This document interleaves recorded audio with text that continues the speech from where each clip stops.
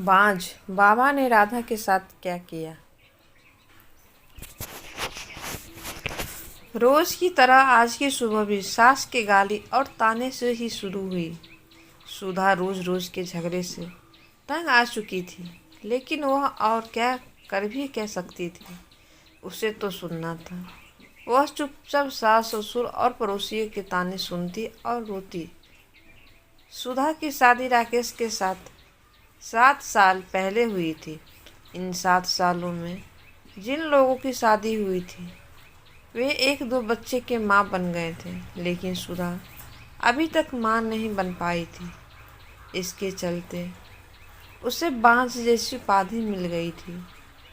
राह चलती औरतों भी सुधा को तरह तरह के ताने देती और बांझ कहकर चिढ़ाती।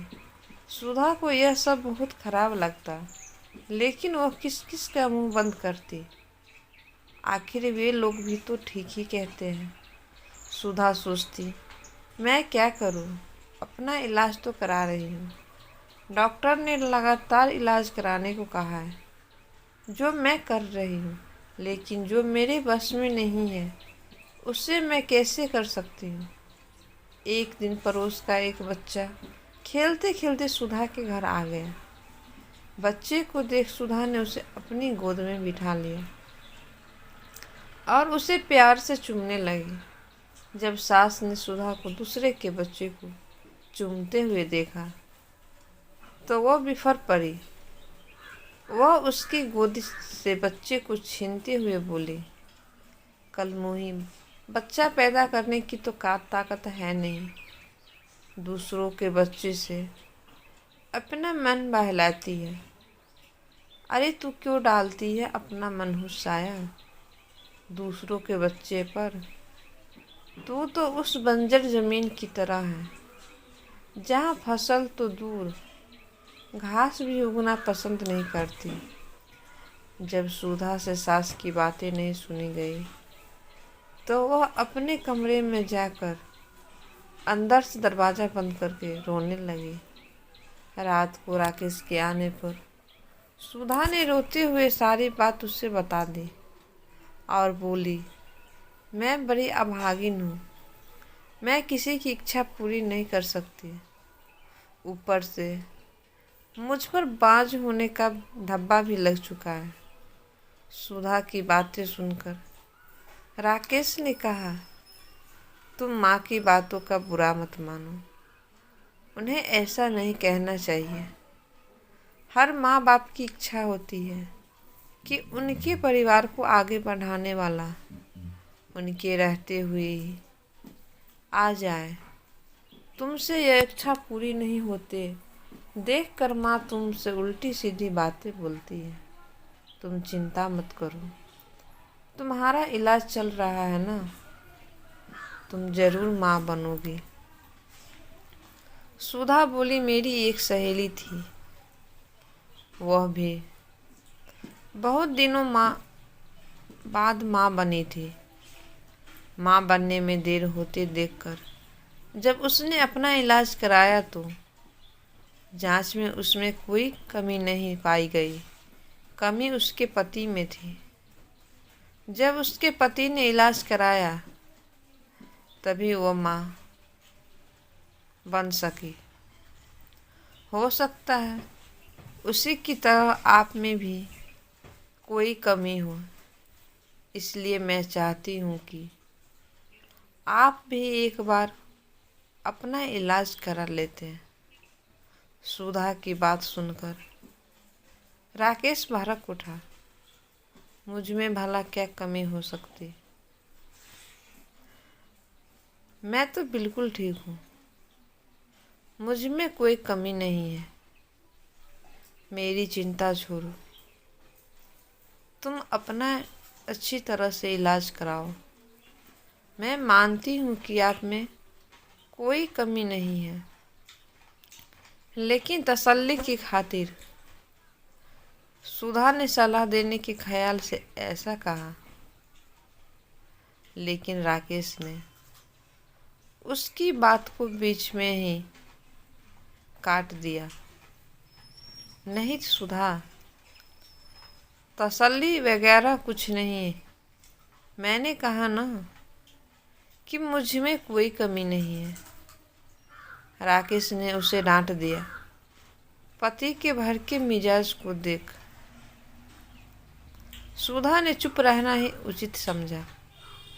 शहर के बड़े से बड़े डॉक्टर उसका इलाज हुआ, फिर भी उसकी कोख सूनी ही रह गई।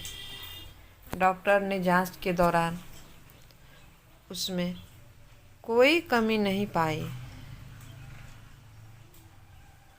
देखो सुधा, रिपोर्ट देखने के बाद तुम्हें कोई कमी नज़र नहीं आती। शायद तुम्हारे पति में कोई कमी होगी। तुम एक बार उसे भी इलाज कराने की सलाह दो। डॉक्टर ने उसे समझाया। अब सुधा को पूरा भरोसा हो गया था कि उसमें कोई कमी नहीं है। माँ बनने के लिए कमी उसके पति में ही है, लेकिन उसे कौन समझाए। उसे राकेश के गुस्से से भी डर लगता था। एक दिन किसी ने राधा की सास को बताया कि पास ही गांव के मंदिर में एक बाबा रहते हैं, जिसकी दुआ से हर किसी का दुख दूर हो जाता है।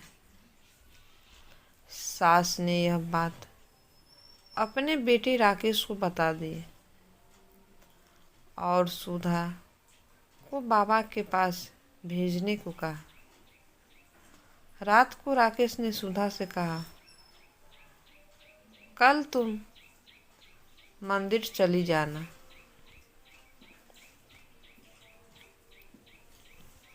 ठीक है, मैं चली जाऊंगी, लेकिन मैं डॉक्टर के पास गई थी। डॉक्टर ने मुझ में कोई कमी नहीं बताई, इसलिए मैं चाहती हूँ कि आप भी एक बार अपना।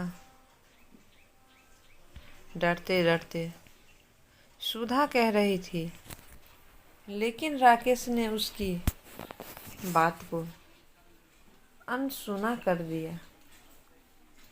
सुधा, मैं कहीं नहीं जाऊंगा। तुम कल मंदिर में बाबा के पास चली जाना। ऐसा कहकर राकेश सो गया। सुधा ने भी अपने माथे पर लगा बाझापन का धब्बा मिटाने के लिए बाबा के पास जाकर उनसे दुआ लेने की सोच ली। दूसरे दिन सवेरे नहा धोकर वह बाबा के पास चली गई। मंदिर में लगी भीड़ को देखकर उसे भरोसा हो गया कि वह भी बाबा की दुआ पर माँ बन सकती है। सुधा बाबा के पैरों पर गिर पड़ी और कहने लगी, बाबा मेरा दुख दूर करे। मैं 7 साल से बच्चे का मुंह देखने के लिए तड़प रही हूँ। उठो बेटी, निराश मत हो। तुम्हें औलाद का सुख जरूर मिलेगा, लेकिन इसके लिए तुम्हें माहवारी होने के बाद यहाँ 4 दिनों तक रहकर लगातार पूजा करनी होगी। ठीक है बाबा, मैं जरूर आऊँगी। सुधा खुशी से घर गई। घर आकर उसने सारी बातें अपने पति को बताई।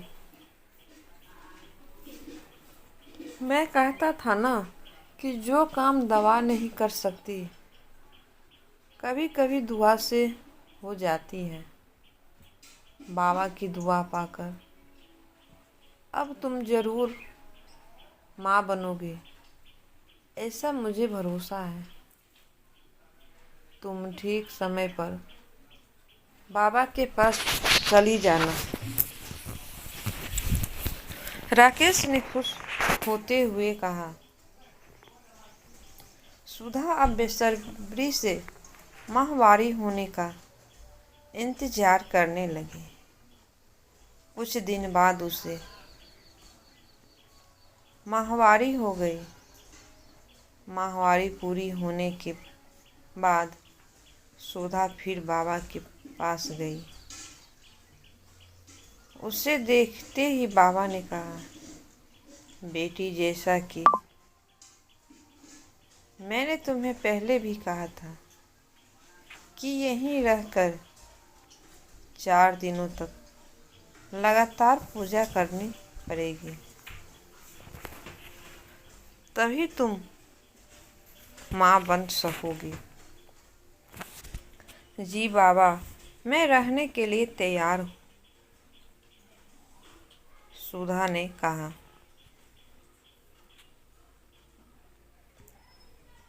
ठीक है, अभी तुम अंदर चली जाओ। रात से तुम्हारे लिए पूजा करनी शुरू करूँगा। अपनी चाल को कामयाब होते देख बाबा मन ही मन खुश होते हुए बोला। रात को बाबा ने सुधा से कहा, बेटी, इस पूजा के दौरान कोई भी देवता खुश होकर तुम्हें औलाद दे सकता है। इसके लिए तुम्हें सब कुछ चुपचाप सहन करना पड़ेगा, नहीं तो तुम कभी मां नहीं बन पाओगी। जी बाबा, मैं सब कुछ करने को तैयार हूँ, बस मुझे औलाद हो जानी चाहिए। सुधा के इतना कहने के बाद बाबा उसे एक कोठरी में ले गए जहाँ हवन कुंड बना हुआ था। उसमें आग जल रही थी।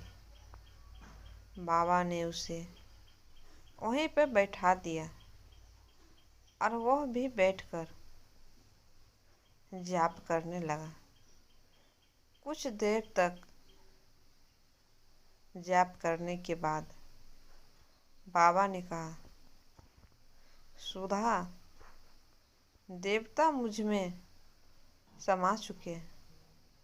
वह तुम्हें औलाद का सुख देना चाहता है, इसलिए तुम चुपचाप अपने बदन के सारे कपड़े उतार दो और औलाद पाने के लिए मेरे पास आ जाओ। वह तुम्हें दुआ देना चाहते हैं। सुधा ने यह सोचकर कि बाबा में देवता समा चुके हैं और देवता जो भी करते हैं गलत नहीं करते, इसलिए उसने अपने बदन के सारे कपड़े उतार दिए। बाबा उसके अंगों से खेलने लगा और उसे दुआ देने के नाम पर उसकी इज्जत पर डाका डाल दिया। 4 दिनों तक लगातार बाबा ने इस पूजा के बहाने सुधा से जिस्मानी संबंध बनाए। 5वें दिन बाबा ने कहा, सुधा बेटी, हमारी दुआ कबूल हो गई, पूजा भी पूरी हो गई। अब तुम जरूर माँ बनोगी। तुम घर जा सकती हो। बाबा की दुआ लेकर वो खुशी खुशी घर लौट आई। 9 महीने बाद राधा माँ बन गई। उसे बाबा की दुआ लग गई थी। उसके माथे से बाझपन का धब्बा मिट चुका था। घर के सारे लोग बहुत खुश थे। राकेश को अब पूरा यकीन हो गया था कि उसमें भी बाप बनने की ताकत है, लेकिन सच्चाई से सभी अनजान थे। आपको ये कहानी कैसी लगी नीचे कमेंट करके हमें ज़रूर बताइएगा। अगर आपको ये कहानी पसंद आई हो तो अपने दोस्तों के साथ ज़रूर शेयर करें और ऐसी ही प्यारी कहानी सुनने के लिए हमारे YouTube चैनल से जुड़े रहें। धन्यवाद।